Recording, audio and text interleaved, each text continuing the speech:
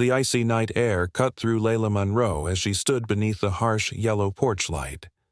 Her breath hung like fog, a stark contrast to the tumult of emotions swirling inside her. Another slammed door echoed in the silence behind her, just another reminder of how family, the ones who should love you unconditionally, can wound you the deepest. Sophie's small hand curled tighter around Layla's as they stepped away from the Victorian home's shadow. The stench of overcooked turkey clung to Layla like a shroud, a bitter reminder of just how quickly warmth can turn to frost. Why do the ones we love most hurt us? As each stone crunched beneath their feet, her eyes stung with unspilled tears. If proving her worth meant starting from scratch, was she ready to lose everything she thought defined her? Layla didn't think she'd ever hear her father call her the family disgrace at Thanksgiving. Yet, here she was, tossed into the cold November night, leaving behind the pretentious whispers about her shortcomings. What he didn't know was that they'd been living off her $20 million fortune for years. "Fine," she'd said, the weight of his contempt bouncing off her like a shield. And now it all felt painfully real. As Layla and Sophie walked away, the chill wasn't just in the air. It was the haunting echo of expectations long carried. Growing up in the Monroe household meant your worth hinged on appearances. Their Victorian home in an affluent Maryland neighborhood was a pristine fortress against scrutiny, always prepared for unexpected visits from Frank Barrett's corporate partners or Eleanor's well-connected book club friends. Success, in her father's eyes, was measured in dollar signs and dinner parties. Eleanor was the picture of the perfect executive wife, always immaculately dressed and obsessively poised, ensuring their family's name was untarnished. Approval in their home was as fragile as fine china. "Stand up straight, Layla," Eleanor would hiss at social gatherings, her voice cutting through the laughter. "Your posture makes you look slovenly." Harsh criticisms were Frank's forte. "Why can't you be more like Thomas? He aced his exams." The weight of expectations bore down like a storm cloud, eclipsing who she truly was. Thomas, 2 years older, was the golden child, with everyone falling at his feet for his debate team captainship and Ivy League ambitions. Then came Jennifer, the social butterfly, who swiftly married and delivered grandchildren like clockwork. And at the edge of that perfect picture, there was Layla, the oddball. More captivated by tech than by tea parties, her dreams for startups clashed with the family's rigid social ladder. Amidst all that confusion, could she carve a new path? Would she learn to stand tall, not as the family's disgrace, but as a woman determined to claim her narrative? With Sophie by her side, Layla was ready to embrace whatever lay ahead. Ila Monroe wiped the tears from her cheeks, her mother's voice echoing through the sterile kitchen, loud enough for the whole neighborhood to hear. The smell of overbrewed coffee sharpened the ache in her stomach. She glanced at the silent phone, debating her next move. What if standing her ground means losing everything? Again? And what if, this time, she's ready to risk it all? Layla had always been the odd one out in the Monroe family. While her parents hosted lavish country club events, she preferred coding in her room. But everything changed during her senior year of college. She met Jack in a business ethics class. He was charming, ambitious, and for the first time, she felt truly seen. 6 months in, she discovered she was pregnant.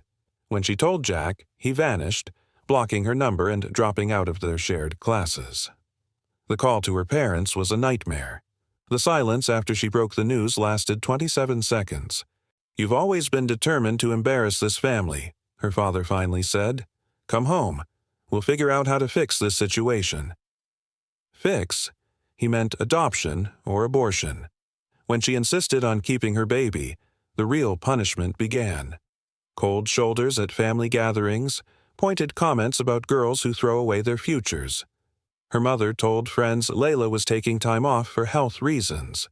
Somehow, she finished her degree, taking online classes while her baby daughter, Sophie, slept. Those early days were brutally hard.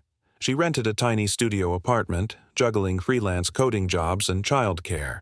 Her family offered minimal support, occasional babysitting mixed with lectures about her poor life choices. But what they didn't know was that during those sleepless nights, she was building something valuable. A startup idea she had been tinkering with since sophomore year was gaining traction. By Sophie's first birthday, she secured seed funding. By her third, her company was acquired for a staggering $20 million after taxes. But she kept this success hidden from her family. She moved into a modest 3-bedroom house, told them she found a stable job in tech support, and continued to endure their condescension at every family gathering. Now, as she stood in that kitchen, the weight of her past clashed with her dreams for the future. Could she finally break free from the chains of family expectations? Would she learn to stand tall, not as the family disgrace, but as a woman determined to claim her narrative? With Sophie by her side, Layla was ready to embrace whatever lay ahead. I just wanted them to embrace Sophie Mitchell and me. Just us, not my bank account. But secretly, I became their lifesaver.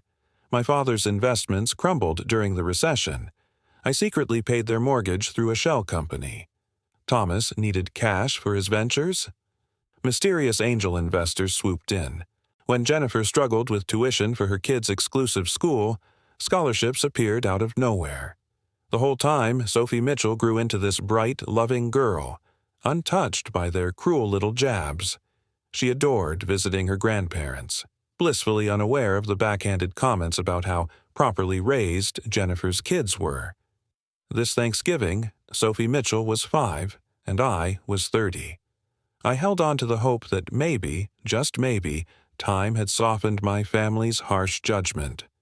Sophie Mitchell buzzed with excitement for weeks, dreaming of her cousins and Grandma's legendary apple pie. I convinced myself this year would be different. They would finally see us, truly see us. But I couldn't have been more wrong.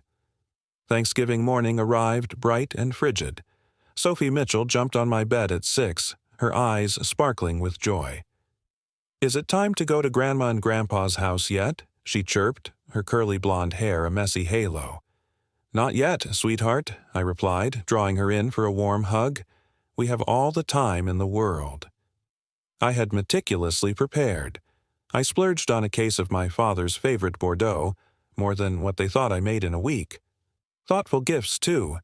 A hand-crafted leather portfolio for my dad, a designer scarf for Mom, educational toys for my niece and nephew. After breakfast, I dialed my mom to confirm when we'd arrive. Her voice crackled with stress. "We're eating at 4 sharp. Samantha, your father hates delays." This tone sent knots into my stomach. What had I been thinking? The scent of apple pie drifted through the cluttered kitchen, mingling with voices pitched just a little too high. My hands trembled as I sliced fruit. Memories thick in my throat. The crumb-crusted counter felt gritty beneath my fingers, like childhood nights where I watched my mother scrutinize every tiny detail. Sophie Mitchell's laughter chimed from the next room, bright and innocent, echoing a time before the family's icy distance and relentless pressures. The taste of cinnamon filled my mouth, bringing both hope and dread, colliding in my chest. Could I ever break free? Would I finally rise above the family expectations, a beacon of resilience instead of their disgrace? As the clock ticked on, I felt the weight of past hurt, but a flicker of courage ignited within me. With Sophie by my side, I was ready to embrace whatever lay ahead. The scent of cinnamon and roasted turkey mingled with a familiar tension in the air as I zipped Sophie's coat and stole a glance at my own uncertain reflection. My heart raced. Family gatherings always left me feeling slightly bruised. Sophie, her small hand tangled in mine, radiated pure trust. I forced a smile, desperate to hide my nerves. But as the doorbell rang, a chilling thought crept in. Was I leading us into yet another storm? I took a deep breath. "We'll be there by 2, Mom. Can I bring anything?" There was a beat of silence on the other end of the line. "Jennifer's handling the sides. Her sweet potatoes are amazing. Just focus on getting yourself and Sophie here on time. And remember, she needs to wear something appropriate. Last Christmas, that dress was too much." I bit my tongue to keep from snapping back. "We'll be properly dressed, Mom. See you soon." With a sigh, I turned to wake Sophie from her nap. We spent the afternoon preparing, dressing her in the new navy blue dress I'd picked out, modest enough for my parents, yet still beautiful. As I braided her hair, I whispered, "You look beautiful, baby." She beamed back at me. "You too, Mommy." "What about Uncle Thomas? Will he be there?" Her eyes sparkled with hope. "Everyone will be there," I reassured her, even though a shadow of doubt gnawed at me. "And we're going to have a wonderful time." The drive to my parents' suburban home stretched a daunting 45 minutes. Their stately Victorian loomed as I parked in the circular driveway, a pristine reminder of their expectations. What they didn't know was that I'd been quietly covering their mortgage for the last 3 years after my dad's investments tanked. The house that symbolized their pride would have crumbled without my hidden support. We arrived 15 minutes early, Sophie clutching her little gift bags for her grandparents. With my heart pounding, I balanced the wine case and my own packages, steadying myself before ringing the doorbell. My sister Jennifer greeted me, her bob haircut swaying as she gave me a scrutinizing once-over. "You're early," she said, masking her annoyance with a forced smile, turning to Sophie. "Hello, Sophie Mitchell." At that moment, I forced back the swell of resentment. This was about Sophie. I had to protect her. But as we stepped inside, the murmur of voices clashed with the laughter that had once felt so welcoming. Would this year be any different? Or were we simply walking into the eye of the storm again? The faint hum of laughter echoed from the playroom, a harsh reminder of Sophie's uneasy isolation. Ila Monroe's jaw clenched as she watched Thomas saunter off, his careless words lingering like a bruise. The air between the kitchen and living room felt heavy, thick with invisible boundaries. Was this how every family gathering would be now, her quiet victories dismissed, her daughter's happiness uncertain? Just as Layla considered reaching for Sophie, a sudden commotion erupted from the hallway. What new tension was about to unfold? "Try not to mess up your dress before dinner, okay?" I said, forcing a smile. No hug, no warm welcome. I felt Sophie press against my legs, suddenly shy. "Go on, sweetheart," I encouraged her. "Go find your cousins." As Sophie reluctantly headed toward the playroom, Jennifer turned back to me. "Mom's finishing the table settings and Dad and Paul are watching football with Aiden and Zoe." Jennifer's kids, ages 7 and 9, were apparently enjoying privileges Sophie wasn't included in. My brother Thomas emerged from the kitchen, drink in hand. At 32, he had our father's tall build and authoritative presence. "Well, if it isn't the little sister," he said, giving me a brief side hug that felt more like a formality than affection. "Still at that tech support job?" "Still going strong," I replied with a tight smile, not mentioning that I now owned the company and employed over 50 people. "Good for you hanging in there," he said, his condescending tone suggesting answering phones was a step up from complete failure. "Let me take that wine to Dad."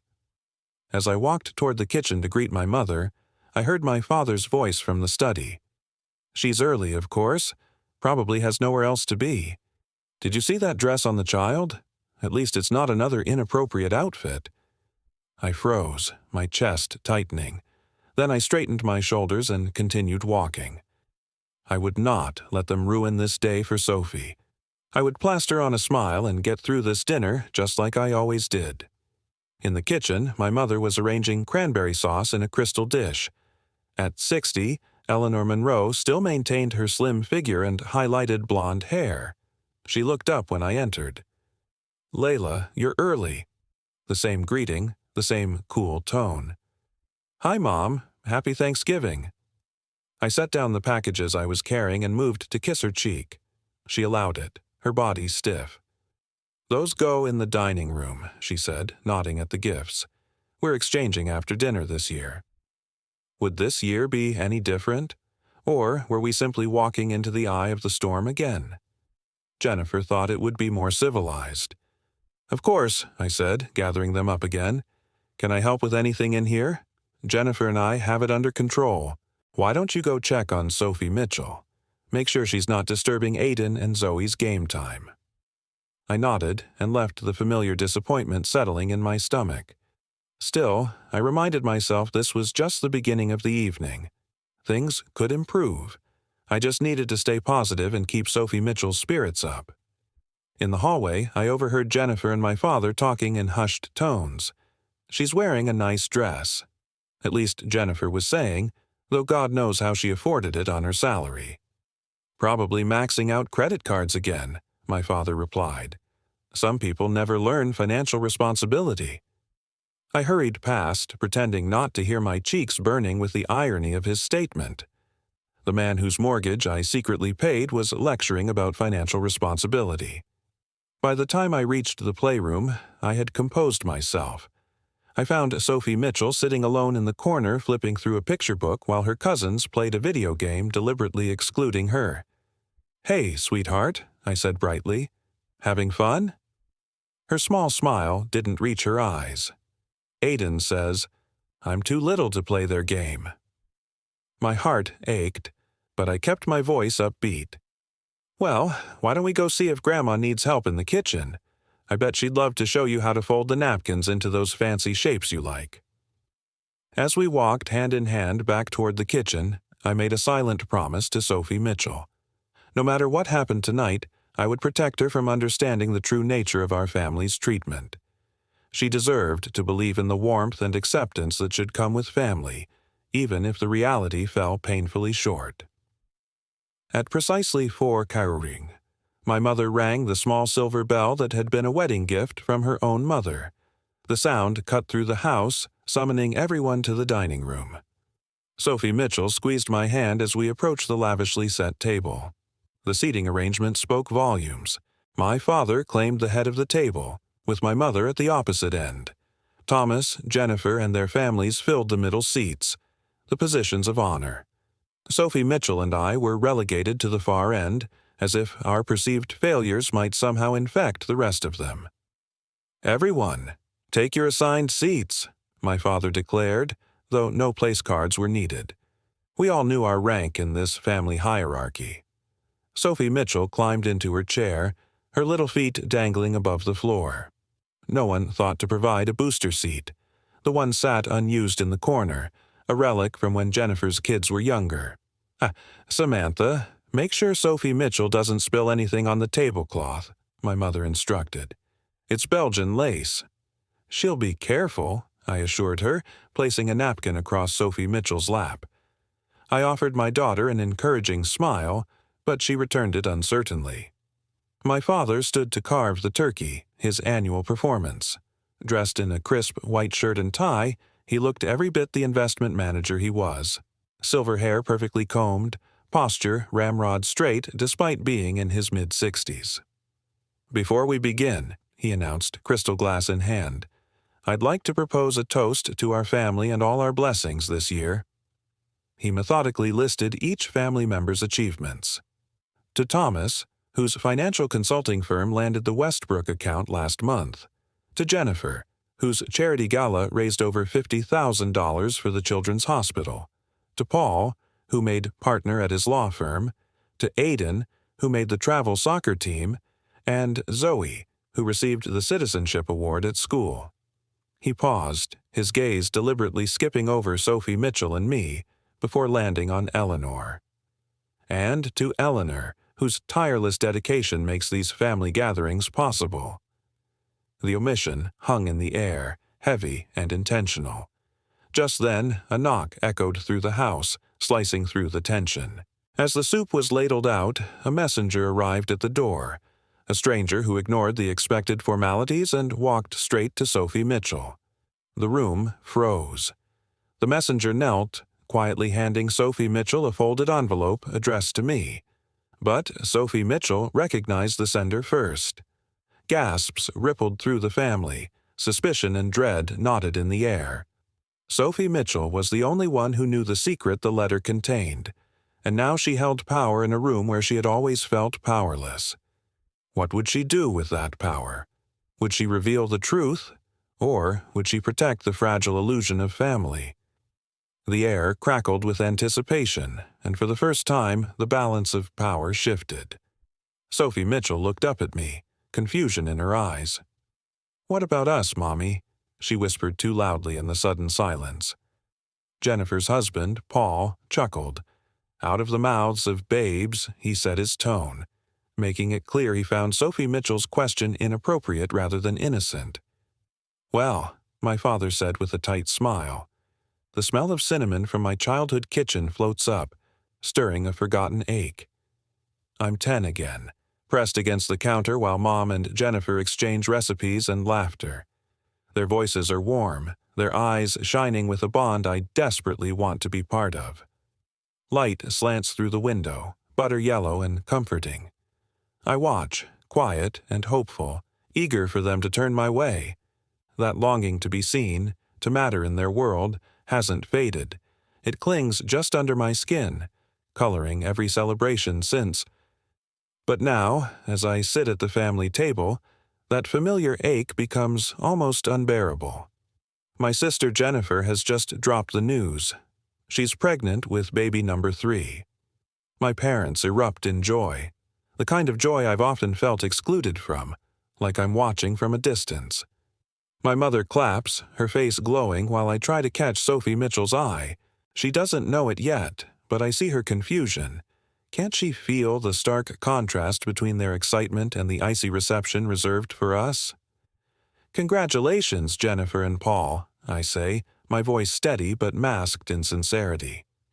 Inside, I battle a whirlwind of emotions, fighting against the need for validation I've chased all my life. Behind me, I hear Thomas, my brother-in-law, clear his throat with the air of someone seeking attention. He has news too. A promotion with a significant salary. Cheers erupt around the table, my father's proud tears flowing free. That's when Sophie Mitchell tugs at my sleeve. "Mommy, can I tell everyone about my art prize?" My heart swells with pride. "Of course, sweetheart," I whisper back. She straightens and announces, "I got a blue ribbon for my painting. It's going to be in the winter art show." Silence lingers for a heartbeat, before my mother's eyes drift back to Jennifer as if Sophie Mitchell's moment doesn't exist. "That's nice, dear. Jennifer, tell me more about the nursery," she says without missing a beat. As I watch them, the air grows heavy. Is it too much to ask for my daughter to be celebrated too? The underlying tension thickens like fog. I promise myself, no matter what, I'll protect Sophie Mitchell. In a world that seems to prioritize others, I will carve out a space for us to belong. And yet, that moment of dismissal shadowed by my sister's glory only fans the flames of my determination. No more blending into the background. It's time to break free from this cycle of expectations and find our own worth. Sophie Mitchell's face fell, and I felt a surge of protective anger. Actually, I said my voice stronger than I intended. Sophie Mitchell's achievement is quite special. Only 3 students in the entire elementary school were selected for the district showcase. "Well, not everyone can afford private school art programs," Jennifer said with a dismissive wave. "I'm sure the public school standards are different. Sophie Mitchell attends Westfield Academy. I corrected her naming one of the most prestigious private schools in our area. What my family didn't know was that I served on the board of trustees and had endowed a scholarship program there." "Westfield?" My mother looked surprised. "How can you possibly afford that on your salary?" "I manage my money carefully," I said simply. "Must be those child support payments from the absent father," my father remarked as he returned with his scotch. "At least he's good for something." "Actually, Jack has never paid a penny in child support," I said, my voice tight. "Sophie Mitchell's education is entirely my responsibility, and I'm proud to provide it for her." An uncomfortable silence fell over the table, broken by Aiden, reaching across to grab a cookie. His elbow knocked against a crystal bowl, sending it toppling toward Sophie Mitchell's lap. She jerked back instinctively, and the bowl crashed to the floor, shattering into dozens of pieces. Sophie Mitchell Jennifer exclaimed, "Look what you've done." "It wasn't me," Sophie Mitchell said in a small voice. Aiden bumped it. "Don't blame my son for your clumsiness," Jennifer snapped. I opened my mouth to defend Sophie Mitchell, but my father's voice cut through the room like ice. "That was your grandmother's crystal, Samantha. A family heirloom. This is exactly why we can't have nice things around your child." "Did Sophie Mitchell didn't?" I began. "I saw what happened," he interrupted. "Your daughter jerked her arm and knocked it over, just like you always were, careless and then quick to blame others." Sophie Mitchell's eyes filled with tears. "I'm sorry, Grandpa. I didn't mean to." The air was thick with tension, a raw silence hanging over us like a dark cloud. Sophie Mitchell, Sophie, suddenly fell silent, a small sob barely escaping her lips. Just when I steeled myself for my father's onslaught of accusations, my mother intervened, her voice shaking but resolute. "That crystal wasn't broken today." Her words sliced through the suffocating quiet, unraveling assumptions faster than I could grasp them. I turned to face her, the faint scent of her forgotten perfume flooding my senses. I felt the cold marble beneath my trembling fingers, grounded but ill at ease. Then I caught sight of Sophie, her small frame rigid with confusion. What could have unspooled our family narrative in an instant? "Of course you didn't," my mother sighed, the weight of her words heavy with long-held regrets. "Intentions don't mend broken heirlooms, do they?" Inside me, something cracked open. My carefully crafted version of us began to splinter as I watched Sophie slowly accept blame for an accident she didn't cause. The shattered crystal, so delicate and beautiful, symbolized more than loss. It echoed unvoiced pain within my father, who shot upright, anger flaring like a fire ignited by too much scotch. "This is exactly my point," he thundered, loud enough to drown out the rustling from the oak trees outside. "No discipline, no respect for family traditions." His finger jabbed towards Sophie, eyes blazing. Just like that, he framed my entire motherhood as a failure. Unable to stay silent, I replied calmly, "It was an accident. Kids are kids, in all kinds of homes.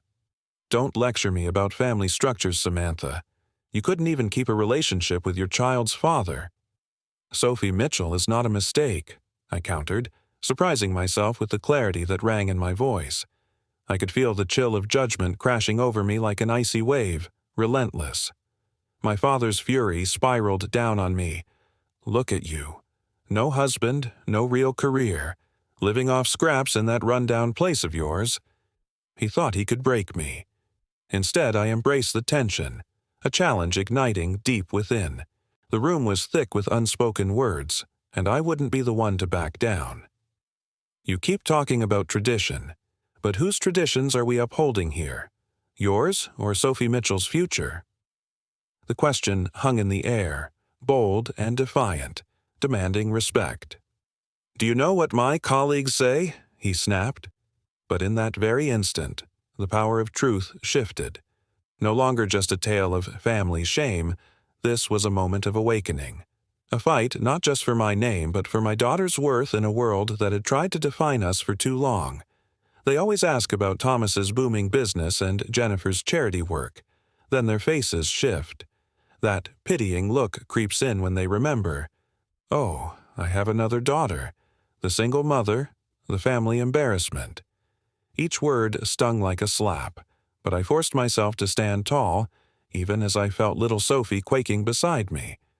My father kept pointing at the shattered crystal, frustration spilling over.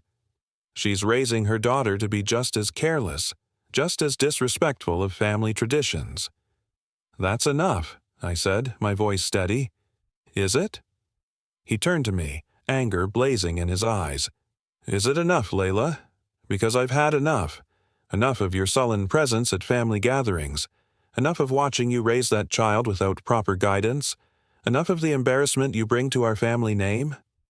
Then Jennifer, emboldened by Dad's tirade, chimed in. You always thought you were special, didn't you? That the rules didn't apply to you. But look where that got you. A dead-end job. No husband. Struggling to give your daughter what our kids have naturally. A proper home, he continued. That's what kids need. 2 parents, stability, values, not whatever it is you're providing in that little house of yours. Sophie's tears fell, silent and heartbreaking. I wrapped my arm around her shoulders, a fragile shield against my family's onslaught. We're leaving, I declared, my voice calm even as the storm brewed inside me. Running away again, huh? Dad sneered. Can't face the truth, can you? The truth is, you've never accepted Sophie or me for who we are, I shot back, confidence igniting inside me. I'm done letting you make us feel small. His face turned a dangerous shade of red. You want to know who made you small, Layla? You did, with your poor choices and stubborn refusal to listen to those who know better. And now you're doing the same to your daughter. Sophie buried her face against my side, her little body quaking with sobs. And then, with a fury that echoed through the room, he shouted, "Get out!" His hand slammed down on the table, making the silverware jump like startled birds. What would happen next? Would I finally escape this cycle or lose my sense of self completely? The cold November air bit at Ila Monroe's skin as she stepped outside, cradling Sophie in her arms. The chaos of her father's voice faded behind her, his words losing their sting. The car felt like a cocoon, but the tears spilling down Sophie's cheeks reminded Layla of how far they had fallen. "Why does Grandpa hate us, Mommy?" Sophie asked, her voice trembling. "He doesn't hate us, sweetheart," Layla replied, starting the engine, her heart heavy. "He just doesn't understand us." "And that?" She paused, letting the silence fill the space between them. "That's not our problem anymore." As they drove away from the house, the very one Layla had fought to save from foreclosure, clarity washed over her. No more hiding. No more suffocating under the weight of family expectations. It was time for a new chapter, one where love wasn't conditional and their lives weren't dictated by judgment. They checked into a luxury hotel that night, a beacon of warmth amid the cold. Layla ordered room service, a Thanksgiving feast crafted just for the 2 of them. Sophie giggled between bites of ice cream sundaes, wrapped in fluffy hotel robes, their laughter mingling with the animated movie on TV. Just as day faded into night and Sophie drifted to sleep, exhaustion embraced her. In the soft glow of morning light filtering through the suite, Layla sat in silence, ideas swirling through her mind like autumn leaves in the breeze. Sophie nestled comfortably in the king-sized bed, blissfully unaware of the storm that had just passed. A familiar buzz broke the calm, the sound of her phone. Diane's voice came through, steady and supportive. "Morning, Sam," she chimed. "All set for your new beginning. The Miami house is ready and Sophie's school transfer is underway. They can't wait to have her." A rush of excitement surged through Layla, tangled with unease. "Thanks, Diane," she said, fighting to keep her voice steady. With her family's perception of her still shrouded in ignorance, she added, "And about the Shell Corporation. Can you finalize that?" "Just say the word," Diane replied, the weight of anticipation heavy in the air. Layla took a deep breath, her heart thundering. Who was she? A daughter? A mother? Or something more? This was the moment, the turning point she'd waited for. She lifted her gaze toward the window, watching the sun break free from the clouds outside. Maybe, just maybe, everyone was fighting their battles in silence, too. For years, I'd been anonymously supporting my family, paying my parents' mortgage funding, Thomas's business ventures covering Jennifer's children's private school tuition, and her lavish lifestyle additions. All through carefully constructed shell companies and scholarships that couldn't be traced back to me. "Do it," I said firmly. "Terminate all financial support effective immediately." "Are you sure? It's going to be quite a shock for them. I'm sure it's time they understood what real consequences feel like." After hanging up, I called Michael, my financial advisor. "Sam, I got your email. Are you certain about this? It's a significant change to your financial structure. I've never been more certain of anything, I replied. No more anonymous support. No more hiding my success. It's time for honesty. All right, I'll dissolve the shell corporations and redirect those funds into your foundation account instead. Your family will start receiving notices about overdue payments within days. Thank you, Michael. As I ended the call, Sophie Mitchell stirred and sat up, rubbing her eyes. Mommy, where are we? At a hotel, remember? We had our own Thanksgiving dinner here last night. Her face clouded as memories of the previous evening returned. Are we going home now? I sat beside her on the bed and took her small hands in mine. Actually, I was thinking we might have a new adventure. How would you feel about moving to our house in Miami? The one right by the beach that we visited last spring. Her eyes widened. The one with the swimming pool and the big palm trees. That's the one. But what about school and your work? There's a wonderful school in Miami that would love to have you, and I can work from anywhere. That's one of the perks of being the boss. She tilted her head.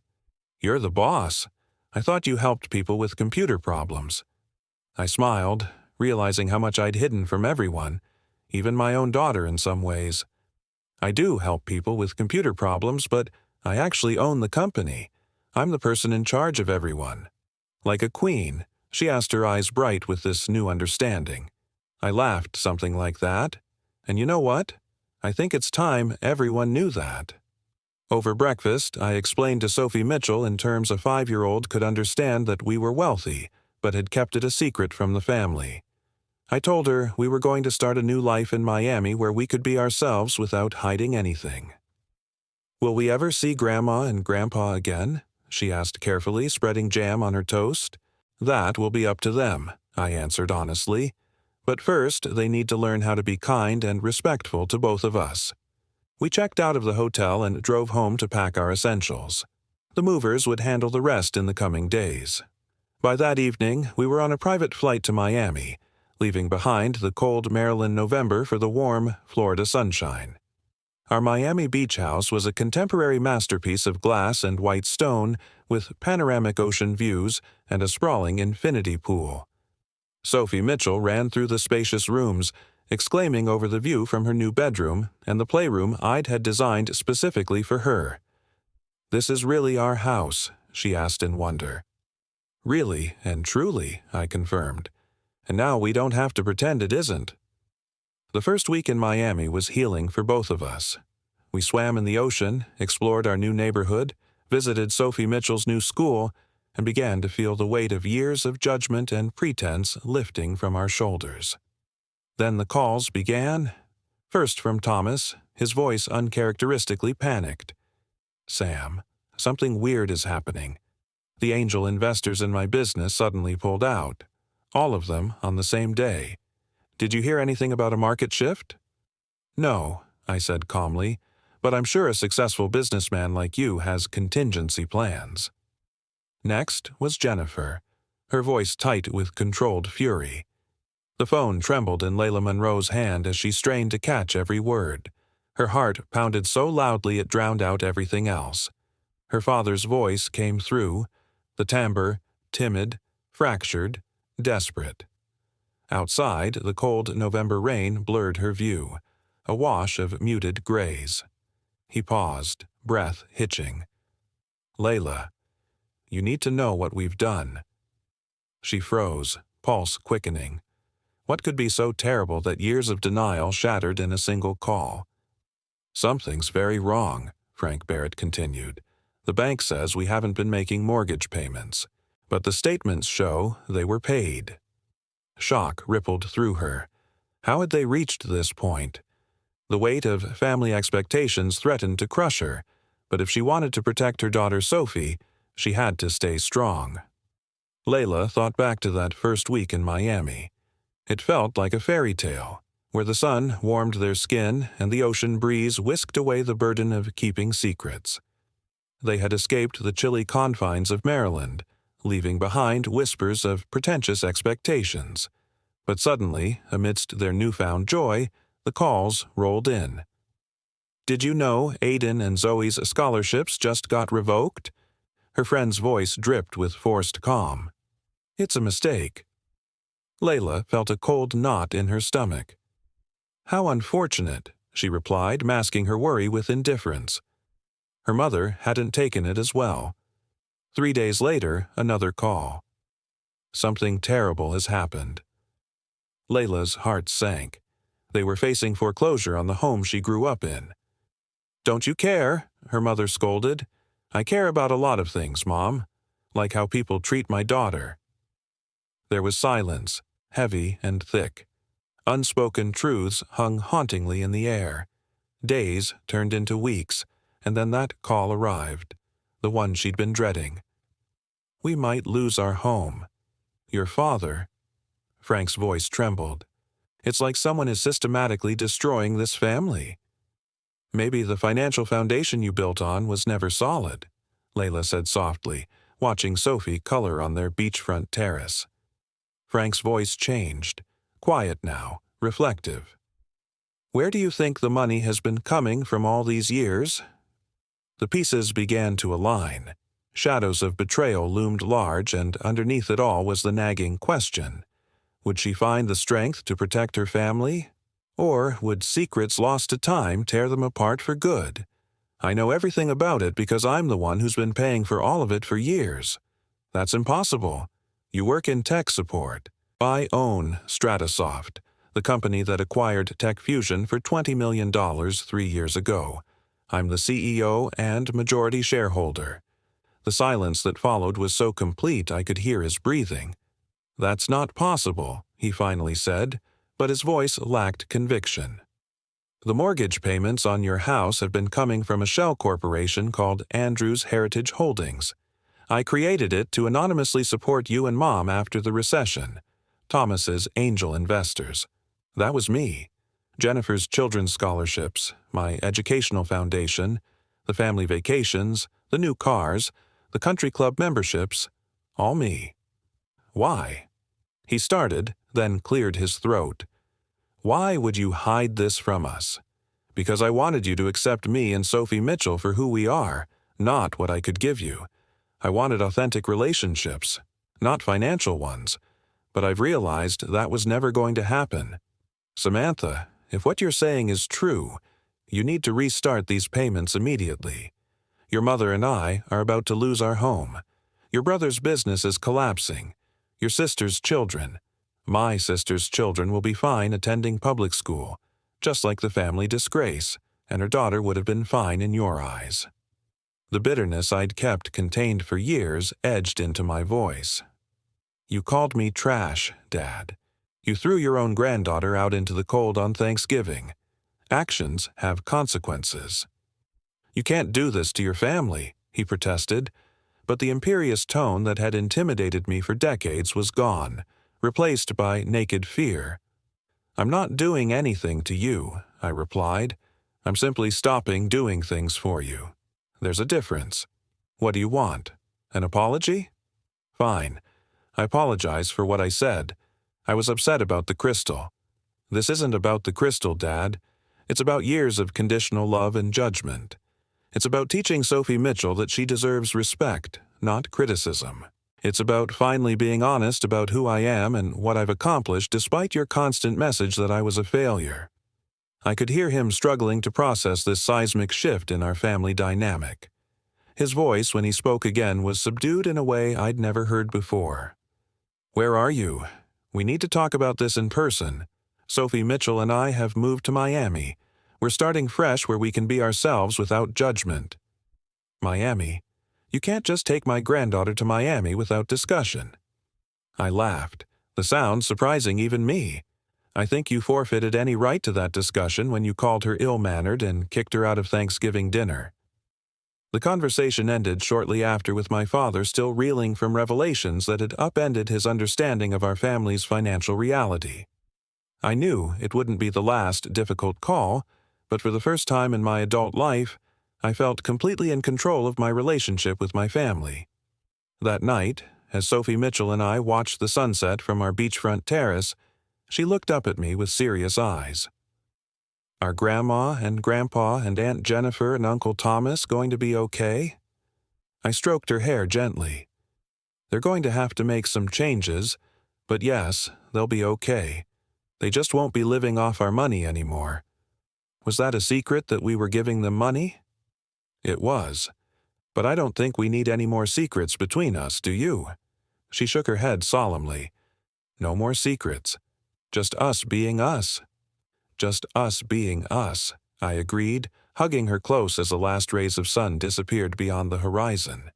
December in Miami proved to be a revelation. While our old home in Maryland would have been blanketed in snow, requiring heavy coats and boots, Sophie Mitchell and I spent weekends on the beach in light sweaters, collecting shells and building sand castles. The warmth of the sun seemed to mirror the warmth growing in our hearts as we settled into our authentic lives. Sophie Mitchell thrived at her new school, Wellington Preparatory Academy, where she was welcomed warmly by teachers who recognized her artistic talents and encouraged her academic curiosity. Without the shadow of family judgment hanging over her, she blossomed, making friends easily and coming home each day bubbling with stories about art projects and science experiments. I established my company's Miami office and began working on a new educational technology initiative that had been my passion project for years, developing affordable coding curricula for underprivileged schools. In the evenings, instead of worrying about presenting the right image to my family, I focused on building a genuine support network. Our next-door neighbors, the Ramirez, had twin daughters, Sophie Mitchell's age, and soon playdates and family dinners became regular occurrences. I joined a business women's mentoring group and found friendship with women who valued ambition and independence rather than criticizing it. For the first time in my adult life, I wasn't hiding any aspect of myself from the people around me. Meanwhile, the situation with my family continued to evolve. The calls and messages came regularly, their tone shifting from angry demands to desperate pleas to tentative reconciliation attempts. My mother was the first to truly reach out. 2 weeks before Christmas, she called, her voice lacking its usual crisp efficiency. "Samantha," she said, "I've been doing a lot of thinking since everything happened. That's good to hear, Mom. Your father isn't handling this well. His pride is... Well, you know your father." "I do." I agreed, but this isn't about his pride. It's about respect. A long silence followed before she spoke again. "I miss Sophie Mitchell," she finally said, her voice small. "I find myself thinking about her drawings on the refrigerator and the way she used to help me arrange flowers."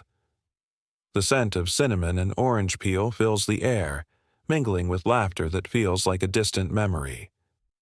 It's a chilly afternoon in a Maryland kitchen, where my mother, sharp-eyed and quick-handed, chops apples for her famous pie. I stand by, desperate for her approval, feeling the warmth from the oven, but also the frost of unfulfilled expectations lingering between us. Each slice of apple seems like a measure of my value, and each glance tells me I'm falling short. That day still stings, buried deeper in my mind than any flavor. How do you forget a moment that shapes who you are?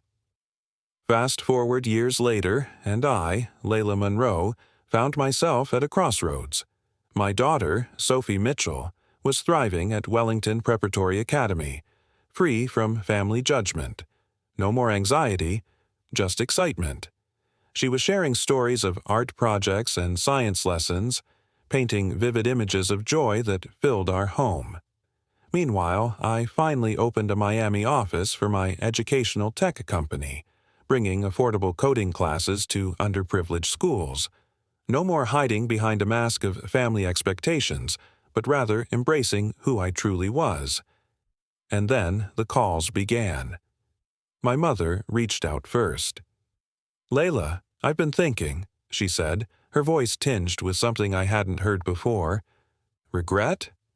It was unsettling. "I miss Sophie," she confessed, nostalgia thick in the air like Mom's fresh-baked pie. That familiar tension returned. I remembered the years of rejection, the harsh judgments. I paused. I needed boundaries. "If we're to meet, let's set some ground rules," I stated firmly. To my surprise, she agreed. When she arrived in Miami, she looked different. Smaller, less imposing, almost vulnerable. She brought gifts, art supplies instead of educational toys, making an effort to connect with Sophie on her own terms. Watching them together, my heart swelled. Then my mom turned to me, tears in her eyes. "I was a terrible mother to you," she murmured, honest for perhaps the first time. I absorbed her words. "I could never be what you wanted," I replied, battling emotions. "Your idea of success wasn't mine." My mother's apology was raw, paving the way for a new understanding as she gestured toward the sunlit beach house and my achievements. "You've built an extraordinary life, Layla," she admitted, eyes shining. It wasn't a full reconciliation, but it was a step toward acceptance. By the end of her visit, we had started to forge a new relationship, one rooted in who we truly are, not who we felt we should be. Because in the end, isn't it the family ties we choose that define us? Thomas was next, his business on the verge of collapse. He swallowed his pride and called to ask for advice rather than a handout. "I don't understand how you did it," he admitted during a video call. "Built something so successful from scratch." "Hard work," I told him, "and understanding what people actually need versus what you think they should want." "I've never been good at that," he said with surprising self-awareness. "I've always been busy trying to impress Dad." "How's that working out?" I asked, not unkindly. He laughed woefully. "Not great. He's how different now. Quieter. Sometimes I catch him staring at your old pictures from college. I think he misses you. He misses the idea of controlling me." I corrected. "That's different from missing me." Thomas considered this maybe. Or maybe he's realizing what he lost by trying to control you all these years. Over the following weeks, Thomas and I developed a new kind of sibling relationship. I didn't rescue his business, but I did connect him with advisors who could help him restructure it on a more sustainable model. He began to see me as a peer rather than his little sister who had made a mess of her life, and I found I enjoyed his company when it wasn't colored by competition and judgment.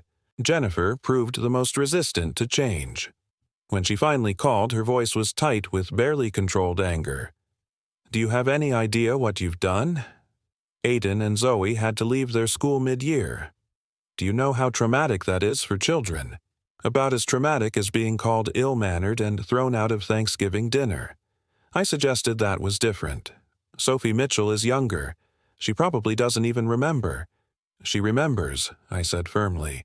"Children always remember when they're made to feel unwelcome. So, this is revenge. Punishing my children for something their grandfather said. This isn't punishment, Jennifer. It's reality. Paul makes a good salary. You live in a beautiful home." Samantha Monroe sat in her childhood bedroom, tracing her fingers along the worn edges of an old family photo. The scent of cedar from the closet mingled with her mother's perfume lingering on the sheets. The muffled laughter of her parents floated up the hallway, a distant echo now replaced by icy silence. Her heart ached with the memory. The warmth, the belonging, and the angry sting of rejection resurfaced, sharp as the static in her father's voice. Every sensory detail pulled her back, reminding her of what she fights for, and what she's lost. Isn't it wild how family can shape us, yet tear us apart? Samantha had always been the resilient one, the intelligent one, the caring one. But now she faced a battle for self-worth, a quest to protect her daughter, Sophie. The weight of family expectations pressed down on her like a heavy fog. How could she prove her value when her own family had turned their backs? As the days passed, Samantha found herself navigating a new reality. Her brother, Thomas, reached out, admitting his business was on the brink of collapse. "How did you build something so successful?" he asked, a hint of admiration in his voice. "Hard work," she replied, "and understanding what people actually need." But not everyone was ready to change. Jennifer, their sister, called, her voice tight with barely controlled anger. "Do you have any idea what you've done?" she snapped. Aiden and Zoe had to leave their school mid-year. Do you know how traumatic that is for children?"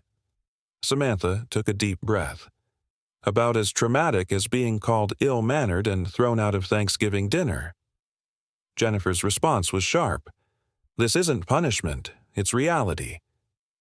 Weeks passed, and small changes began to emerge. Jennifer's social media posts shifted from lavish vacations to volunteering at Aiden and Zoe's new school. A small olive branch, but Samantha accepted it for Sophie's sake. As Christmas approached, Samantha and Sophie planned their first holiday celebration in their new home.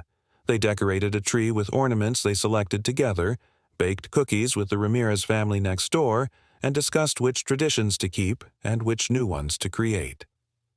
"Will we see Grandma and Grandpa for Christmas?" Sophie asked one evening, hanging stockings by their beachfront windows. "Not this year, sweetheart," Samantha replied, her heart heavy. "But Grandma might visit again in January." "What about Grandpa?"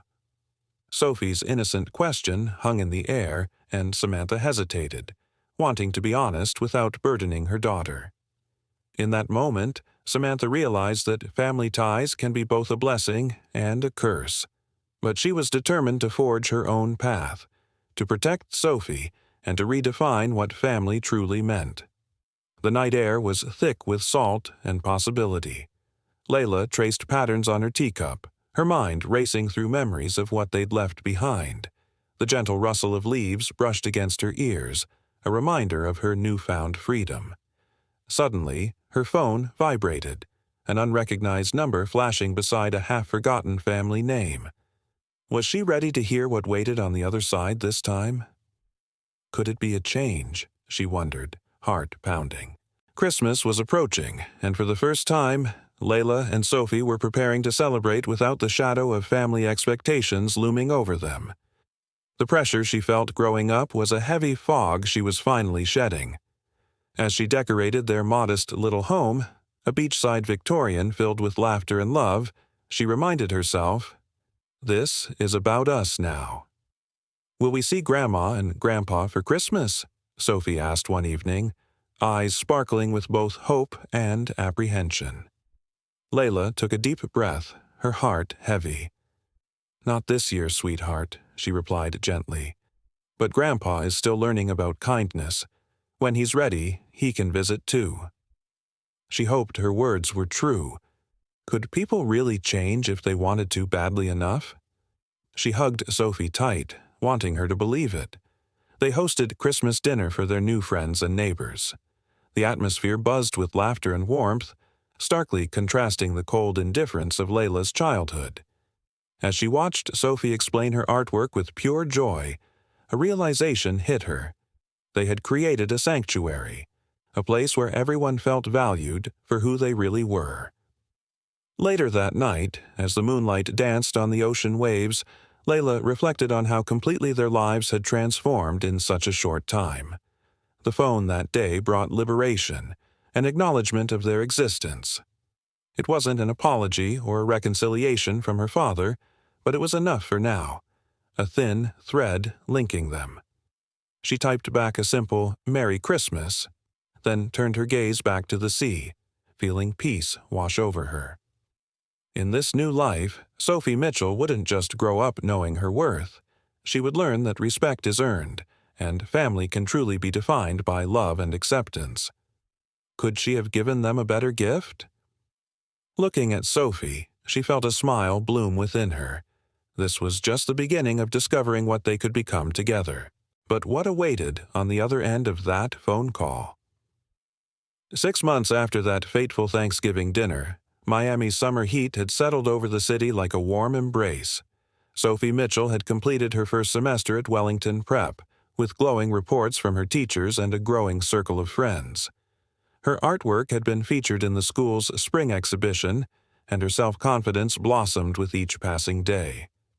I sat on our beachfront terrace, watching her build an elaborate sandcastle with the Ramirez twins, her laughter carrying on the CB breeze. The change in her was remarkable.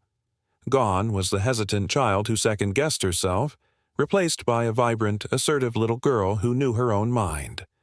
The healing hadn't happened overnight. In those first weeks after Thanksgiving, Sophie Mitchell had frequent nightmares about being yelled at, about not being good enough. We worked through it together with the help of a gentle child psychologist who specialized in family trauma. Gradually, the nightmares subsided, replaced by dreams of ocean adventures and flying through clouds. My own healing journey had been more complex. Years of conditioning to seek approval from people who were fundamentally incapable of giving. It couldn't be undone in a single moment of courage. There were days when old doubts crept in, when I questioned whether I'd done the right thing in cutting off financial support and exposing my success. But those moments grew fewer and farther between as I built a life centered on authenticity rather than appearance. I expanded my company's educational initiatives, creating a foundation specifically designed to support single parents in the tech industry. The work was deeply fulfilling, a way of transforming my own painful experiences into something that could help others. My relationships with my family had evolved into something I never would have imagined possible. My mother visited monthly each time, seeming a bit more relaxed, a bit more genuine. Salt clung to her skin, and the laughter of Sophie echoed as dusk painted the horizon. Ila Monroe's heart raced. Was this fragile peace the beginning of healing, or just a brief pause before the storm? The evening breeze whispered hidden secrets, while the scent of rain mixed with the salty air. Was she finally becoming the woman she aspired to be, or on the brink of losing herself entirely? Months after that fateful Thanksgiving, life in Maryland had transformed. Sophie thrived at Wellington Prep, basking in newfound confidence and a burgeoning friendship circle. Layla perched on their beachfront terrace watching as her daughter sculpted sandcastles alongside the Ramirez twins. The playful giggles carried on the sea breeze, a sonorous reminder of how far they'd come. Gone was the timid girl shrouded in doubts, replaced instead by an assertive spirit unafraid to dream. Yet healing isn't as easy as it seems. The aftermath of rejection haunted Sophie, stirring nightmares of inadequacy. Together they sought the guidance of an insightful child psychologist, working through darkness with gentle hands. And while the nightmares faded, Layla found herself confronting deeper shadows. Years spent seeking approval from those who only offered disdain. The doubts still echoed in her mind, but she began to carve a new path shaped by authenticity, not expectations. With each step, she built a fulfilling life, channeling her past pains into uplifting initiatives for single parents in tech. Layla found purpose, breathing life into her foundation, driven by passion rather than appearance.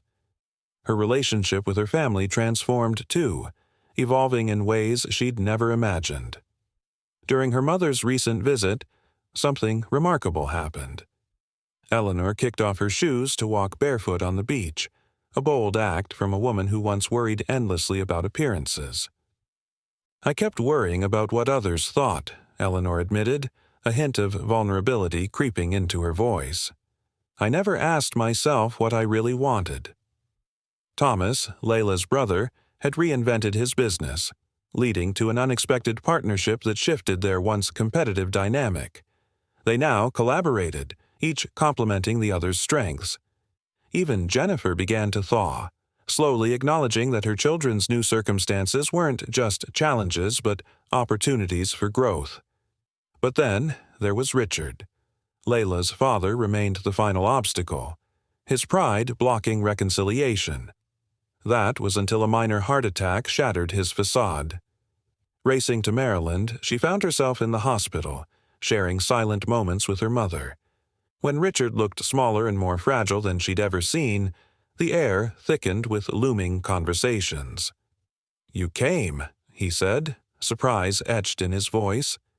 "Of course I came. You're still my father," she replied, her heart laid bare. A long silence followed, punctuated only by the rhythmic beeping of machines, their fragile truth hanging delicately in the air. What came next? Would they bridge the chasm between them, or would it remain unspoken? The answer simmered with tension, waiting to unfold. The sun dipped low, casting a warm glow as Sophie Mitchell bounded toward me, her laughter like music against the backdrop of crashing waves. But then I froze. Behind her stood a shadow, a figure from my past whose absence haunted me. Frank Barrett. My heart raced as memories flooded back, mingling with the salty breeze. Could this be a moment for healing? As I watched Sophie, the contrast struck me, her innocence, bright and untainted against the weight of an unresolved history.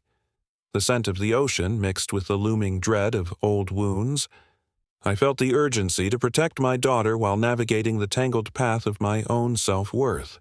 In the months that followed, everything changed when I decided to create a foundation, new beginnings, that became a lifeline for single parents. So many shared their stories of rejection and judgment, echoing my own struggles. Each tale reminded me that we could forge a new definition of family, one grounded in love and respect rather than obligation.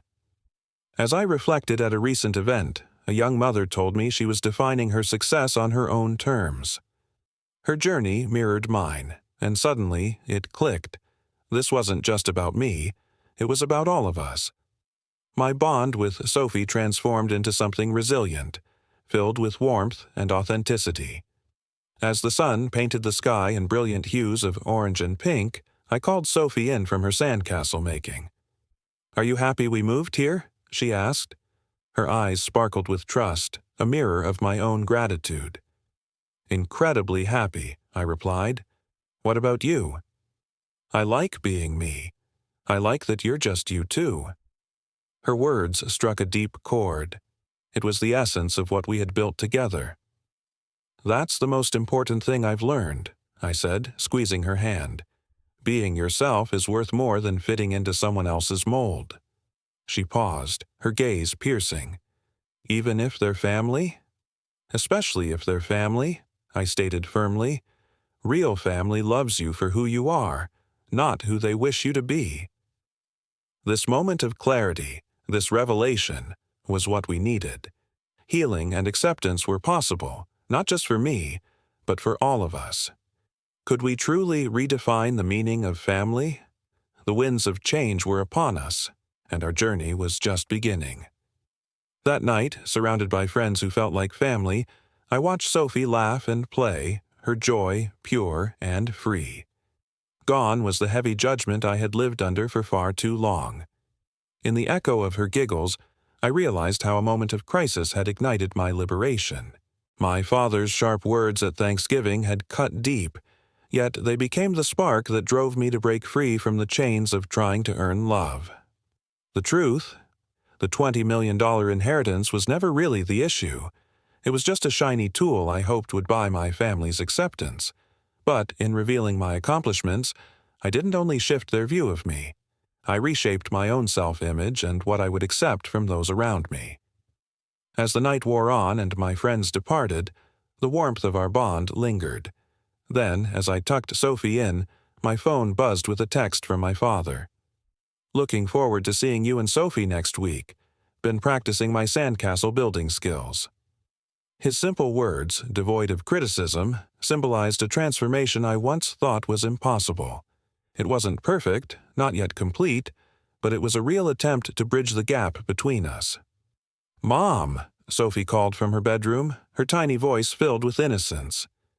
"Can you read me a story?" "Coming, sweetheart," I replied, putting down my phone.